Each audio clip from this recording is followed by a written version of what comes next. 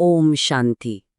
আজকের এই মন্থন কিন্তু কোনো সাধারণ আলোচনা নয়, এটা একটা গভীর রুহানি যাত্রা। চলুন একসাথে পরমপিতা পরমাত্মা শিব বাবার মহাবাক্যের গভীরে ডুব দেওয়া যাক আর খুঁজে বের করা যাক যে প্রকৃত আধ্যাত্মিক শক্তিটা আসলে কি। আজকের মুরলিতে বাবা একটা খুব শক্তিশালী শব্দ ব্যবহার করেছেন, মহাবীর। তিনি আমাদের মনে করিয়ে দিচ্ছেন যে মায়ার যতই ঝড় আসুক, যতই তুফান আসুক, আমাদের কিন্তু ভয় পাওয়ার কিছু নেই। কেন? কারণ আমাদের আসল পরিচয়ই তো মহাবীরের। কিন্তু এই মহাবীর আসলে কে? দেখুন, জীবনের ঝড় তো আমাদের সবারই আসে, তাই না? কিন্তু বাবা শেখাচ্ছেন কিভাবে ঠিক সেই ঝড়ের মাঝখানে মহাবীর অবস্থায় স্থির থাকা যায়। তো চলুন প্রথমে এটা বোঝার চেষ্টা করি যে আধ্যাত্মিক পথে একজন সত্যিকারের যোদ্ধা মানে মহাবীর হওয়ার অর্থটা কি। সাধারণত এই লৌকিক দুনিয়ায় মহাবীর বলতে আমরা কি বুঝি? যার অনেক শারীরিক শক্তি, যে যুদ্ধক্ষেত্রে জিতে আসে, তাই তো? কিন্তু বাবা যে শক্তির কথা বলছেন সেটা একদমই আলাদা। আধ্যাত্মিক মহাবীর হলেন সেই আত্মা যিনি মায়ার ঝড়ের ঠিক মাঝখানেও অচল, অটল, যার ভেতরের শান্তি, ভেতরের স্থিতি কেউ টলাতে পারে না। আচ্ছা, এই যে আমরা মায়ার ঝড় বলছি, এটা আসলে কি? এটা কিন্তু বাইরের কোনো মেঘ বৃষ্টির ঝড় নয়। এটা হলো আমাদের নিজেদের ভেতরের ঝড়। আমাদের পুরনো সংস্কার, নেগেটিভ চিন্তা ভাবনা, আবার পবিত্রতার পথে চলতে গেলে যে বাইরে থেকে কত বিরোধিতা আসে, সেই চাপ। তো এই মানসিক আর বাহ্যিক দুটো ঝড়ের মাঝখানে শান্ত থাকাই হলো আসল মহাবীর অবস্থা। বেশ, তাহলে প্রশ্নটা হলো, এই মহাবীর অবস্থা অর্জন করা যাবে কি করে? উপায়টা কি? আর দেখুন, বাবার এটাই তো মজা। তিনি শুধু সমস্যাটা বলেই থেমে যান না, সমাধানটাও দিয়ে দেন। আজকের মুরলিতে তিনি আমাদের দুটো অত্যন্ত শক্তিশালী আধ্যাত্মিক ঢাল দিয়েছেন।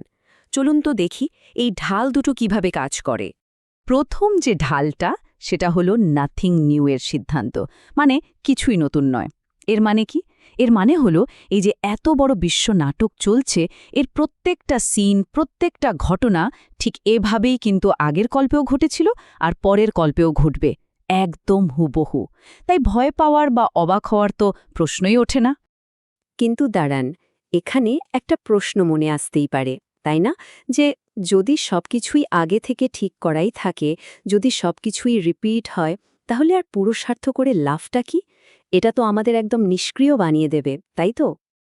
আর এখানেই তো আসল মজাটা। নাথিং নিউ মানে কিন্তু হাল ছেড়ে দেওয়া বা অলস হয়ে যাওয়া নয়, একদমই নয়। এটা আসলে আমাদের মনের যে প্যানিক বাটনটা আছে না, সেটাকে বন্ধ করে দেওয়ার একটা অব্যর্থ উপায়। ভাবুন তো, যখন আমরা ঘাবড়ে যাই তখন কি করি? ভয় থেকে রিয়্যাক্ট করি, তাই না? কিন্তু যখন আত্মা তার ত্রিকালদর্শী স্থিতিতে থাকে, যখন সে জানে যে এই একই সিন আগেও পার করেছি, তখন সে শান্ত হয়ে যায়। আর শান্ত মনই তো সঠিক সিদ্ধান্ত নিতে পারে। তাই এটা আমাদের নিষ্ক্রিয় বানায় না, বরং আরও বেশি স্থির আর শক্তিশালী করে তোলে। বেশ, এবার আসা যাক দ্বিতীয় ঝালটার কথায়। আর সেটা হলো সদর্শন চক্র। এর সহজ মানে হলো নিজের ৮৪ জন্মের পুরো জার্নিটাকে চোখের সামনে নিয়ে আসা। মানে এটা ভাবা যে আরে, আমি তো একসময় সত্যযুগের পবিত্র দেবতা ছিলাম, সেখান থেকে আজ এই অবস্থায় এসেছি আর আবার সেই পবিত্র অবস্থাতেই ফিরে যাচ্ছি। আর এই জ্ঞানের সবচেয়ে বড় পাওয়ারটা কি জানেন? এটা আমাদের বুঝতে সাহায্য করে যে আমাদের এখনকার যে দুর্বলতা, যে খারাপ অভ্যাস, সেগুলো কিন্তু আমাদের আসল পরিচয় নয়। এগুলো জাস্ট একটা নোংরা কোটের মতো, যেটা আমরা বাইরে থেকে পড়ে আছি। আর একবার যদি আমরা নিজেকে সেই অভ্যাসগুলো থেকে আলাদা করে দেখতে পারি, তাহলে সেগুলোর ওপর জেতাটা অনেক অনেক সহজ হয়ে যায়। তো আমরা দুটো ঢালের কথা তো জানলাম, কিন্তু এই ঢালগুলো ব্যবহার করার জন্য যে শক্তিটা লাগবে, সেটা আসবে কোথা থেকে? এখানেই আসছে মহাবীর হওয়ার মূল শর্তটা। আর তার উৎস হল পবিত্রতা। চলুন এবার দেখি কিভাবে এই পবিত্রতাই আমাদের ভেতর থেকে নির্ভীক করে তোলে। ভয়ের সাইকোলজিটা যদি একটু দেখি, আমরা কি দেখব? দেখব যে ভয় আসলে বাইরের লোকের স্বীকৃতির সঙ্গে জুড়ে আছে। আমরা কেন ভয় পাই? কারণ আমাদের মনে হয় যদি সমাজের নিয়ম না মানি, যদি লোকের কথা না শুনি, তাহলে হয়তো একা হয়ে যাব। আর এই যে একা হয়ে যাওয়ার ভয়, এটাই তো দুনিয়াকে আমাদের উপর কন্ট্রোল করার সুযোগ করে দেয়। কিন্তু ভাবুন একবার, যখন কোনো আত্মার ভেতরে এই বিশ্বাসটা একদম পক্কা হয়ে যায় যে স্বয়ং সর্বশক্তিমান পিতা তার হাত ধরে আছেন, তখন কি আর মানুষের স্বীকৃতির দরকার পড়ে? না, সেই প্রয়োজনীয়তাটা ভেতর থেকেই শেষ হয়ে যায়। ভগবানের সঙ্গ পেলে মানুষের অ্যাপ্রুভালের খিদেটাই মিটে যায়, আর তখনই আত্মা সত্যিকারের নির্ভীক হয়ে ওঠে। এই যে জ্ঞান, এটা শুধু আমাদের ভেতরটাকে বদলায় তা কিন্তু নয়, এটা আমাদের বাইরের দুনিয়া দেখার চশমাটাই বদলে দেয়। একটা দারুণ উদাহরণ দিয়ে চলুন কিভাবে ভক্তি মার্গের খুব চেনা ছবিগুলোর মানেও এই জ্ঞানের আলোতে একদম নতুন হয়ে যায়।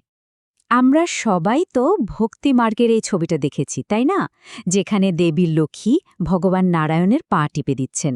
ছবিটা দেখলে কি মনে হয়? যেন নারায়ণ খুব ক্লান্ত আর তার সেবার দরকার। কিন্তু বাবা এখানে একটা খুব লজিক্যাল প্রশ্ন তুলেছেন।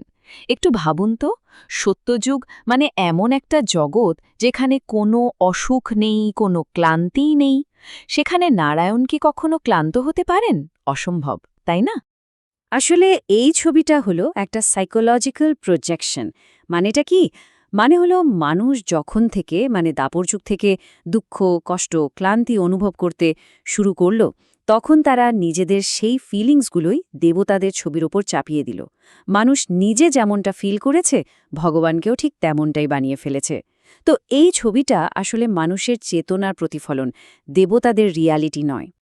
তো এতক্ষণ আমরা যে জ্ঞান নিয়ে কথা বললাম, এখন সময় এসেছে তার প্র্যাকটিক্যাল অ্যাপ্লিকেশনের। এই শেষ পর্যায়ে আমরা দেখব কিভাবে এই সবকটা ধারণাকে একসাথে জুড়ে জীবনের প্রত্যেকটা সমস্যাকে আমাদের শক্তির সিঁড়িতে বদলে ফেলা যায়। দেখুন, একজন শক্তিশালী আত্মা কোনোদিন সমস্যাকে বাধা হিসেবে দেখে না। সে দেখে চড়তি কলা হিসেবে, মানে ওপরে ওঠার একটা সুযোগ হিসেবে। যখনই কোনো প্রবলেম আসে, সে সেটাকে একটা টেস্ট পেপার হিসেবে চিনে নেয়, ভেতরে একদম শান্ত থাকে, আর সেই পরিস্থিতিটাকেই একটা সিঁড়ি বানিয়ে আরও ওপরে উঠে যায়। বাবা এখানে একটা অসাধারণ উপমা দিয়েছেন। তিনি বলছেন, আমি হলাম তোমাদের পরম রুহানি সার্জন। ভাবুন তো, একজন রোগী যদি তার সার্জনের ওপর ১০০% বিশ্বাস রাখে, তাহলে তো তার অর্ধেক রোগ এমনিতেই সেরে যায়। ঠিক সেভাবেই আমাদের জীবনে যা কিছু ঘটছে, ছোট বা বড়, সেটা আসলে আমাদের পরম কল্যাণের জন্যই একটা অপারেশন। ফাইনাল মানেটা কি দাঁড়ালো? এটাই যে আমাদের সমস্যাগুলোর সঙ্গে মাটিতে নেমে মারামারি করার কোনো দরকারই নেই। আমরা আত্মসচেতনতার প্লেনে বসে সেগুলোর অনেক অনেক ওপর দিয়ে উড়ে যেতে পারি। আর যখন আমরা সেই আধ্যাত্মিক উচ্চতায় থাকি, তখন নিচের এই ছোটখাটো পরিস্থিতিগুলো আমাদের ছুঁতেও পারে না। এই পুরো মন্থনের শেষে একটা গভীর প্রশ্ন কিন্তু আমাদের সবার মনেই থেকে যায়। যদি এই মুহূর্তে এটা পুরোপুরি বিশ্বাস করা যায় যে জীবনের সবচেয়ে বড় সমস্যাটাও আসলে মহাবীর স্তরে ওঠার একটা পরীক্ষা, তাহলে এমন কোন একটা সমস্যা আছে যার ব্যাপারে আজ থেকে অভিযোগ করা বন্ধ করে দেওয়া যায়? একটু ভাবার বিষয়, তাই না? ওম শান্তি।